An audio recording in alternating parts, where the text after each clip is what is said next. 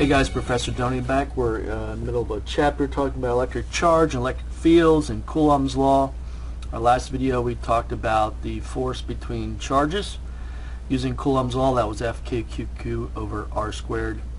And now we're looking at the electric field strength and direction. Since we see electric field is a vector, and we see that, or know that, but we also see because of the arrow over top there, it has magnitude and direction. So in this example, we're going to have two charged particles here at the corners of a 3, 4, 5 triangle, a right triangle.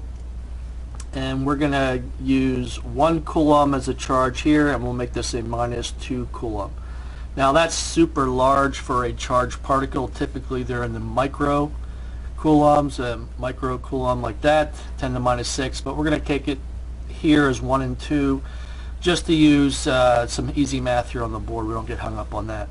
Also, our distances are 4, 3, and 5 meters instead of 30 centimeters, things like that, which are typical in the book examples. All right, we're concerned what's happening here, the total field at A, and the way we find that is find out what the field at A due to 1, which is that charge, and the field due to charge 2, which is this one down here. Now, first thing we want to do is just sort of get the general direction. Since this is a positive, the idea where electric field works is if I put a positive test charge there, which way would it be pushed, or which way would it want to move? And it wants to move away from the positive, so I'm expecting the E field strength here of 1 to be going in that direction. Why do I know that direction? Because it goes in a line radially. Electric field lines always go radially out from a positive or into a negative. Alright, so that's the direction there. We can calculate the magnitude. How about the influence that charge 2 has? Well, it is negative, so it's towards it, so we'd expect it to go this way. And we can call that E2. Now, in general, what we expect, because the distance is closer between the 2 and point A than the 1, we expect this to have a larger influence just by position, that distance. We also, because it is twice as large Q-wise, which is on top here in the numerator, we expect it to have another greater influence than the 1 there. So my answer, I expect, is that it's going to be more towards this side of that, more towards a 0 angle than down this way. So that's what we're sort of looking for the answer there. So what do we have here? To find the E1 here, let's find that one. That's going to be K, which is 9 times 10 to the 9th, times Q, which is 2, over distance squared. That's 3 meters away. That's going to be 3 squared. All right, that comes out to be 9 times 10 to the 9th, 2 over 9. The 9's go away. 2 times that, it gives us 2 times 10 to the 9th newtons per coulomb, force per charge, which is how we sort of get E field strength. Alright, that one is also going to be that direction. So I don't put the minus sign in there necessarily, I just say it's that direction. Alright, what about the, no, I'm sorry. I got that wrong, didn't I? Wow, I really did that wrong. Alright, let's sort of, if we can get some damage control here. Alright, this one here is 9 times 10 9th. Actually, that's going to, no, this one's fine. It is this direction, it's just that we found this one here. We found the E field due to 2 because we used a 3 as a distance and we used the 2 as a charge. So we're golden. Alright, what about E1? That's 9 times 10 to the 9th.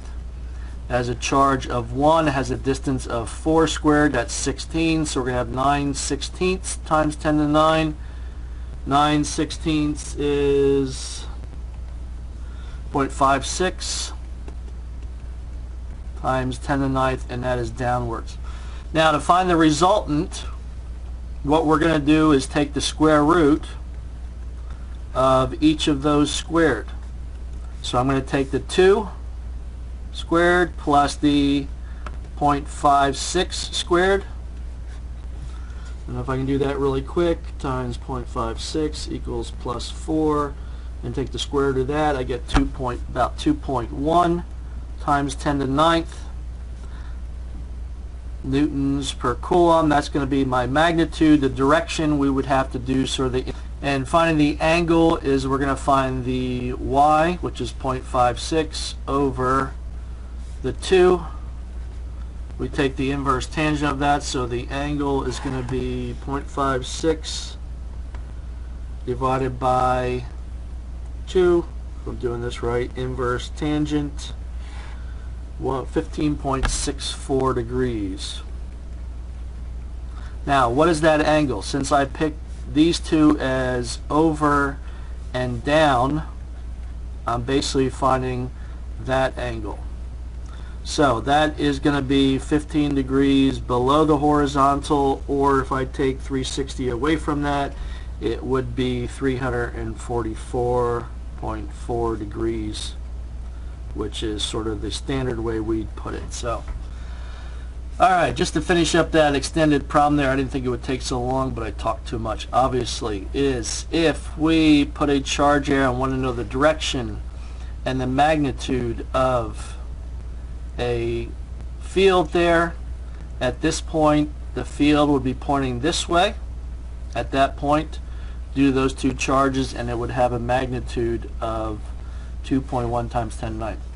Now again, with these I used huge numbers. This is an order of magnitude of 10 to the 6th, greater than what you typically see in the book problems or homework problems or even exam problems, and the distances we typically have are in centimeters, not meters, but we always want to put our answers in meters when we do the calculation. So the number is not really reasonable in that what we would typically see, but it gives us hopefully just a good example of how we can calculate it without getting too caught up in the math here. Okay? Now again, if these were lined up, if I had a point right on here, I would just have to look at these two things acting together as far as the field due to these two charges, but since they're off at an angle, I do have to deal with the vectors, and makes it a little more difficult mathematically, but if you follow this, there's some good examples in the book, you should be okay. Alright, hope that worked. We'll see you in the next video.